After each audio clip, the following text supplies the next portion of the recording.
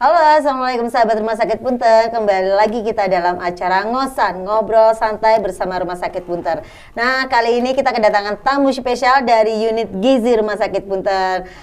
Langsung kita sapa aja yuk. Silakan.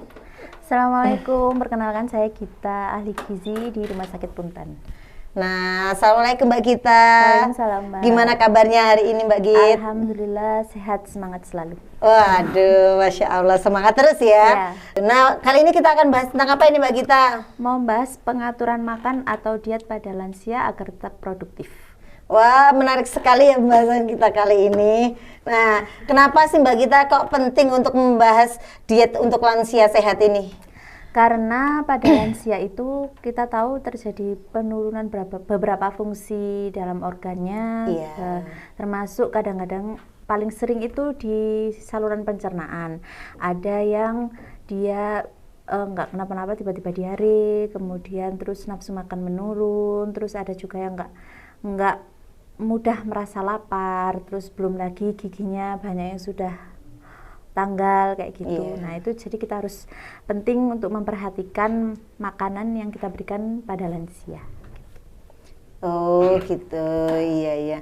Nah, terus ini yang kedua ini Mbak Gita, gimana sih Mbak cara mengatasi penurunan kondisi fisik pada lansia yang mempengaruhi asupan untuk gizinya? Caranya tentu saja dengan salah satunya tetap memberikan makanan yang full gizi ya, maksudnya sesuai dengan gizi yang dia butuhkan, tetapi tetap dengan yang enak. Kadang-kadang orang berpikiran makanan bergizi itu kan nggak enak, padahal ada juga cara biar tetap makanan itu bisa kita nikmati dengan enak kayak gitu. Ya, yang penting itu cara pengolahannya gitu ya, mungkin cara penyajiannya biasanya. Jadi kita balik kayak anak kecil gitu ya, kalau kelihatannya enak, wah ini jadi bisa menambah nafsu makan juga gitu ya Mbak Git. Terus untuk yang ketiga ini Mbak Git, gimana atau adakah perhitungan kebutuhan gizi yang khusus lansia agar pemenuhan gizinya optimal? Ada, setiap daur hidup manusia itu kita kebutuhannya berbeda-beda. Balita, usia produktif, lansia juga berbeda kebutuhannya. Nah, tiap individu pun kadang juga berbeda, tapi umumnya kalau untuk lansia itu kebutuhan kalorinya 25-30 kilokalori per kilogram berat badan aktual atau berat badan sekarang. Untuk lansia yang status gizinya normal. Tetapi untuk lansia yang status gizinya obesitas atau kelebihan berat badan, kita pakai pengalinya kilogram berat badan ideal. Jadi dihitung dulu berat badan idealnya berapa, nanti baru kita hitung kalorinya sehari itu butuhnya berapa. Kemudian itu untuk kebutuhan kalori. Yang kedua ada protein, ada 1-1,2 gram per kilogram berat badan. Nah, 1-1,2 ini berbeda lagi kebutuhannya kalau lansia tersebut ada gangguan ginjal. Karena kalau gangguan ginjal itu bisa membutuhkan protein yang lebih banyak atau membutuhkan protein yang lebih sedikit, tergantung lansia tersebut. Tapi kalau untuk lansia sehat 1-1,2 gram per kilogram berat badan. Kemudian jangan lupa memperhatikan cairan. Penting ya, kalau kita aja yang usia produktif cairannya penting, apalagi untuk lansia yang fungsi organ dalam tubuhnya itu menurun. Kemudian untuk melembabkan kulit juga kan, mulai ada yang keriput kulitnya seperti itu. Itu kebutuhan cairnya 25-30 ml kilogram berat badan. Kemudian jangan lupa serat. Serat ini penting karena biar nggak sembelit, tapi harus diperhatikan juga kalau ada diare pada lansia, lebih baik serat diberikan lebih sedikit. Kalau dia nggak ada keluhan diare atau apa, serat itu biasanya diberikan kalau untuk wanita itu 25 gram, kalau untuk laki-laki itu 38. Nah, seperti itu. Kemudian yang perlu diperhatikan lagi ada kebutuhan kalsium. Kalau pada lansia itu kalsium yang dibutuhkan itu 1200 miligram lebih banyak daripada kalau untuk usia produktif atau usia dewasa itu cuma 1000. Jadi 200 mg lebih banyak daripada usia dewasa atau usia produktif gitu. Kemudian Ada vitamin D. Vitamin D ini untuk mengoptimalisasi kepadatan tulang. Kan tadi ada kalsium. Kalsium itu membantu untuk kepadatan tulang. Nah, vitamin D ini dia membantu kalsium tadi untuk mengoptimalkan kepadatan tulang itu tadi, sama untuk sistem imun seperti itu. Kalau untuk vitamin D bisa dari makanan, bisa juga dari cahaya matahari. Berjemur gitu ya. Berjemur memang bisa. kalau memang kalau masih kayak bayi atau lansia itu memang disarankan lah ya disarankan untuk berjemur. Tapi tetap jangan terlalu lama dan di jam yang sesuai lah. Kalau terlalu lama nanti malah gosong kulitnya. Iya. Nah, berarti ini keluarga yang serumah sama lansia ini memang berperan penting ya untuk asupan gizi si lansianya itu sendiri. Tapi mungkin beda lagi dengan lansia produktif loh. Mungkin yang masih sehat gitu loh Mbak Gita. Mungkin kan masih ada beberapa lansia yang di usia senjanya dia masih harus masak sendiri, nggak ada yang masakin, mungkin seperti itu ya. Terus ini Mbak Gita, ada nggak tips untuk memilih makanan sehat ini untuk lansia? Tips-tipsnya kita harus kasih frekuensi makan sama lansia itu secara rutin. Jadi setiap hari kalau bisa diusahakan, dibiasakan makan 3 kali sehari dan 2 kali snack. Jadi gitu. Balik lagi, kalau kita aja yang usia produktif harusnya juga makanannya teratur kan, apalagi lansia. Kalau misal kita sedang merawat lansia, kita ya ingatkan, apalagi lansia kan banyak yang pikun. Makan kita siapkan 3 kali, terus 2 kali snack.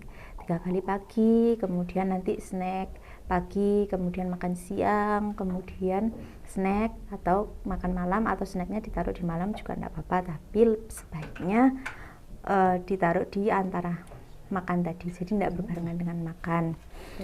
Dianjurkan 3 kali makan, 2 kali snack. Kemudian perhatikan kandungan vitamin. Vitamin ini penting, terutama vitamin K, vitamin C, vitamin D, vitamin A, vitamin B12, karena vitamin dan mineral itu juga penting. Jangan kita melulu memperhatikan zat gizi makronya, tapi mikronya juga harus perlu diperhatikan, karena zat gizi mikro ini menunjang penyerapan zat gizi makro kayak gitu. Juga membantu, tetap ada kaitannya. Iya, tetap ada kaitannya. Mungkin kalau lansia ini yang banyak permasalahannya ini diminum air putih kali ya Mbak Gita ya. Biasanya sudah minum 1 gelas saja sudah banyak itu sudah menurut beliau-beliau yang sudah lansia itu.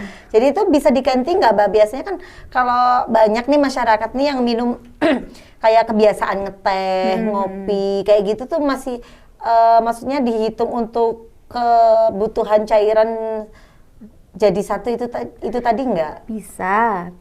Kalau misalkan ada lansia yang enek ya minum air putih, kadang kan kita nggak suka karena nggak ada rasa, nggak ada apa gitu kan. Kalau misalkan diganti teh atau kopi bisa, tapi tetap harus dibatasi. Karena apa? Teh sama kopi, terutama kopi ini juga bisa menyebabkan darah tinggi. Dan lansia walaupun dia usia produktif kadang cenderung tensinya itu tinggi. Jadi kalau misalkan dia minum kopi, janganlah misalkan kita anjurannya 8 gelas per hari. Jangan 8 gelasnya ini semuanya kopi. 1 lah, 1 gelas, 2 gelas. Kalau semuanya kopi atau minum minuman manis saja, misalkan karena saya nggak suka air putih, saya kasih gula, saya kasih tambahan gula, itu jangan terlalu banyak karena ada batasan juga. Jadi lebih baik kalau misalkan memang kita lansia yang sadar atau orang yang sadar akan kesehatan, kita pasti punya mindset harus maulah minum air putih, harus dibiasakan pelan-pelan, tapi nanti kalau sudah terbiasa, insya Allah nanti bisa enak lah bisa. Kalau sehari nggak minum air putih aja, biasanya nyariin mana nih air putih gitu. Yang sudah kebiasaan minum air putih ya. Yang pertama tadi ada frekuensi makanan rutin ya Mbak Gita. Terus yang kedua perhatikan kandungan vitaminnya. Mungkin ada lagi Mbak Gita? Ada. Seperti yang saya bilang tadi, kita harus perhatikan serat. Kalau di lansia itu mencegah konstipasi. Kemudian serat itu juga penting untuk mengatasi penyakit jantung. Seperti itu, karena ya kan lansia itu walaupun produktif pasti kan itu tadi menurun Iya, fungsi-fungsi fungsi-fungsi, organnya. iya. Nah, seperti itu. Ada makanan berserat, kemudian ada lagi jangan lupa selalu penuhi cairan tubuh itu tadi sudah ya.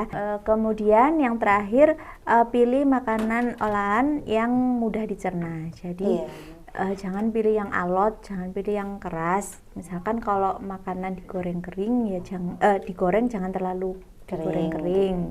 Kemudian bisa dikasih bubur. Kalau misalkan memang lansia itu sudah fungsi giginya nggak bisa, ganti bubur jadi sarapan bubur ayam, kemudian bubur makan siangnya nanti jangan yang terlalu banyak digoreng gitu. Selain banyak digoreng itu kan juga menimbulkan kolesterol juga gitu ya. Nah, bisa. Jadi kalau yang berkuah kan kita nelannya juga mudah gitu. Nasinya juga jangan yang perah lah, pakai yang nasi agak lemes.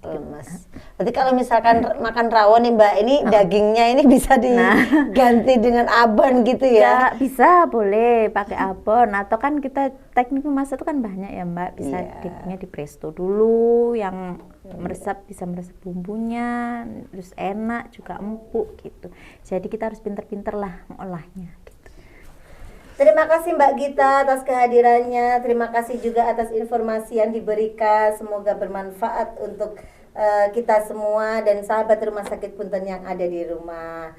Nah, oke sahabat Rumah Sakit Punten, jangan lupa like, komen, dan subscribe channel YouTube ini untuk mendapatkan video-video terbaru dari kita selanjutnya.